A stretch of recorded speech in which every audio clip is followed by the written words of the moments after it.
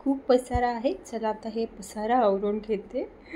आणि हे बघा माझा किचन ओटा आता स्वच्छ करून झाला आहे, पण अजून एक काम बाकी आहे, ते म्हणजे हे भांडे.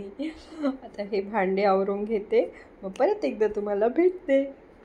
हॅलो फ्रेंड, चला मग आता परत आली मी. मला आता माझं आता किचनचं सगळं आवरून झालं आहे. किचन ओटा साफ झाला आहे, भांडे आवरून झाले आहे आणि मी आता मेथीची भाजी निवडायला बसते आहे.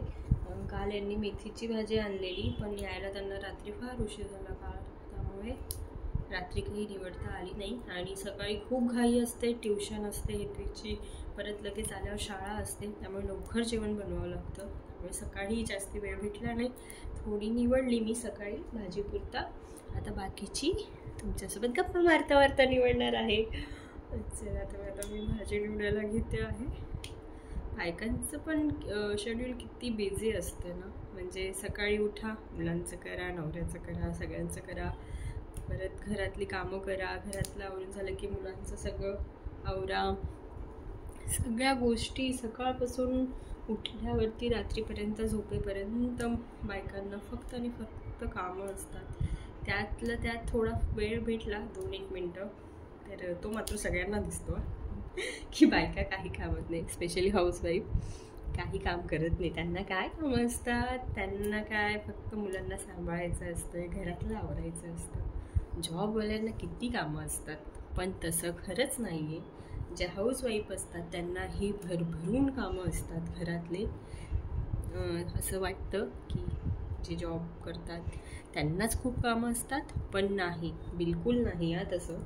जे घरात राहतात, एक दिवस हाऊसवाईफ सुट्टी काढेल ना तर सगळ्यांचे हाल होतात. तेव्हा जाणीव होते की घरातली बाई खरंच खूप कामं करते.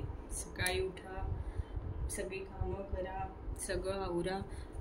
ती तर बिचारी स्वतःसाठी विसरूनच जाते की स्वतःसाठी पण आपण थोडा वेळ काढायला पाहिजे.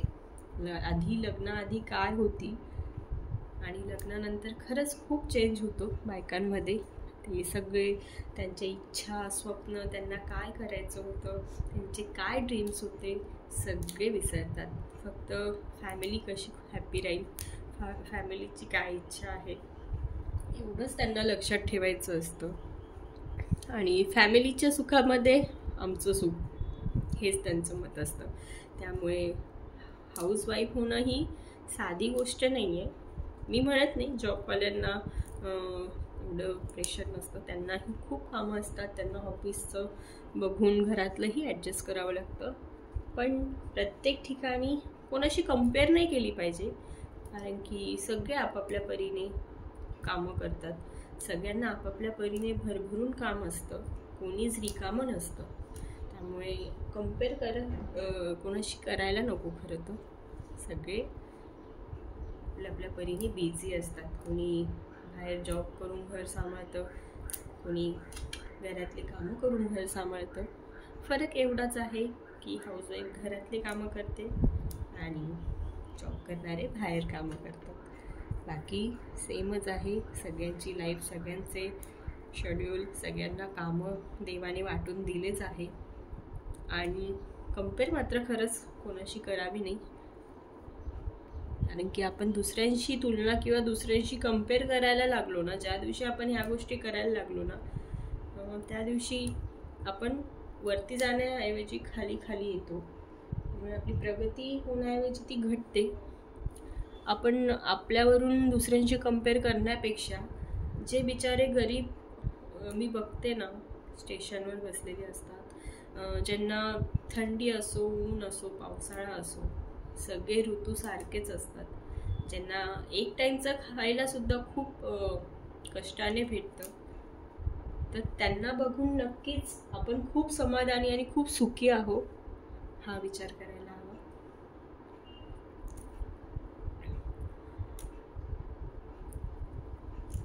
माझी मेथी थोडीशी ओली होती, त्यामुळे थोडी खाली ओलसर झाली आहे, जी आता चांगली निघते आहे, ती मी काढते आहे.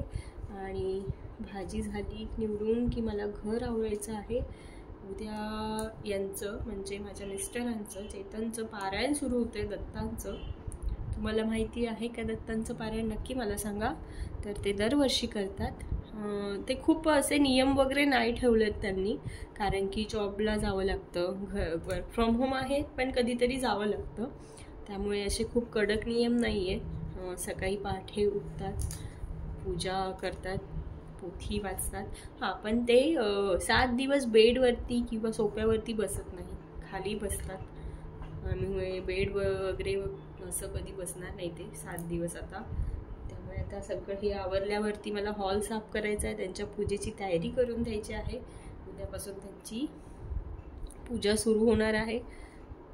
मनापासून करतात तेही, दत्तांचे भक्त आहेत. तुम्हालाही माहिती आहे का? नक्की मला सांगा.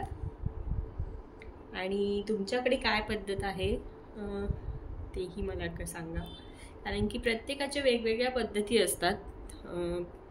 कोणी फक्त यावेळेस मुगाची डाळ खातं, कोणी एक टाईम फराळ करतं, एक टाईम उपवास सोडतो, कोणी 7 दिवस पूर्ण उपवासच करतात आणि 7व्या दिवशी सोडतात, असंही असतं. प्रत्येकाचे आपापले वेगवेगळे नियम काही देवाने बनवून दिले नाही आहे, हे माणसांनीच आपले आपले नियम बनवले आहे आणि त्यानुसार चालतात.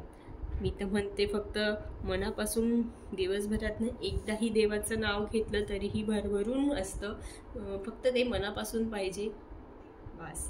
चला, मग आता माझी मेथीची भाजी पण निवडून झाली आहे तुमच्याशी बोलता बोलता. आणि तुम्हालाही माझे व्हिडिओ आवडत असतील तर माझ्या या नवीन सुरुवातीला तुमची खूप साथ हवी आहे, तुमची गरज हवी आहे, तुमच्या प्रेमाची गरज हवी आहे. तर नक्की मला साथ द्या. आणि माझे व्हिडिओ आवडत असतील तर चॅनलला सबस्क्राईब करा, कमेंट करा, लाईक करा. बाय.